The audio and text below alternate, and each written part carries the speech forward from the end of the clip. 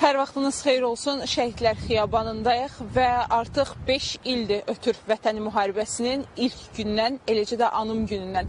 Hər il olduğu kimi bu ildə Azərbaycan xalqı öz şəhidlərini yad eləmək, onların ruhlarına dualar oxumaq üçün, eləcə də məzarlarının önünə gül dəstələri düzmək üçün üstü tutublar Şəhidlər Xiyabanına. Hər ildə bu cürdür vəziyyət və hər ildə biz izləyicilərimizin diqqətinə həmin kadrları çatdırırıq, həmin informasiyaları xatırlatma edirik. Elə istərdim ki, həmin xronoloji ardıcıllığı qısa formada bir də xatırlatma edeyim. Belə ki, 2020-ci il ərzində 27 sentyabr tarixinə qədər düşmən tərəfindən Azərbaycana qarşı məkirli siyasət davam edirdi. Nəinki hərbi obyektlərimiz, eyni zamanda mülki obyektlər, mülki insanlar da hədəfə alınırdı.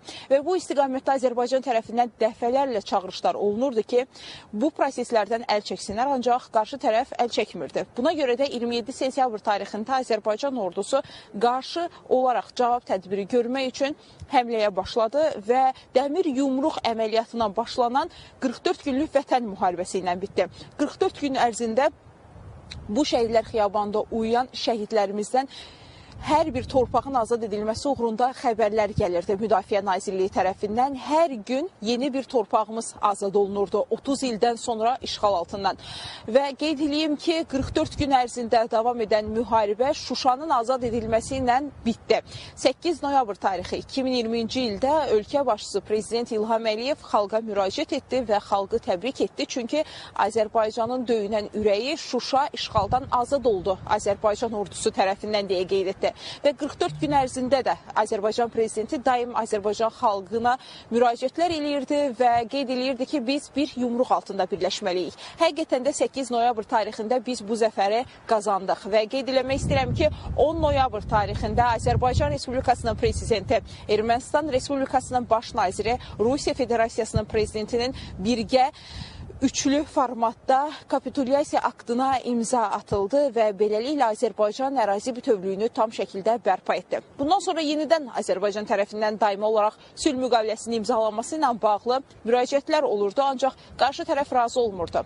Və qeyd eləmək istəyirəm ki, həmin 2020-ci ildə parad təşkil olundu və paradda Azərbaycan ordusunun əldə etdiyi Ermənistanın qənimətləri, hərbi texnikaları nümayiş olundu və bütün dünyanın gözü məhz Azərbaycanda idi.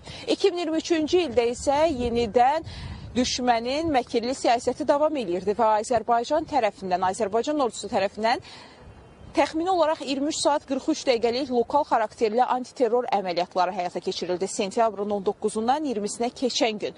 Və bu 23 saat ərzində Azərbaycanın Xocalı, Xocavənd və Xankəndi işğaldan azad olundu. Beləliklə Azərbaycan ərazi bütövlüyü ilə bərabər suverenliyini də bərpa etmiş oldu. Və hazırda Azərbaycanın bayrağı Şərqi Zəngəzur və Qarabağın hər bir güşəsində dalğalanmaqdadır. Və bunlar, bu uğurlu siyasət, uğurlu nəticə Azərbaycanın oğulları sayəsində baş verdi. Eyni zamanda Azərbaycan prezidentinin xarici siyasəti nəticəsində qeydə alındı. Bununla yanaşı yenidən sülh müqaviləsi istiqamətində müəyyən proseslər həyata keçirilirdi, müraciətlər olunurdu və beləliklə 2025-ci il 8 avqust tarixində Amerika Birləşmiş Ştatlarında Azərbaycan prezidenti, Ermənistanın baş naziri, eləcə də Amerika Birləşmiş Ştatları prezidenti Donald Trumpın iştirakı ilə sülh müqaviləsinin paraflanması istiqamətində işlər görüldü və ATƏT Minsk qrupunun ləğv edilməsi prosesi həyata keçirildi. Azərbaycan ordusu həqiqətən də çox güclü və qüdrətli dövlət olduğunu, qüdrətli ordu olduğunu bir daha nümayiş etdirdi.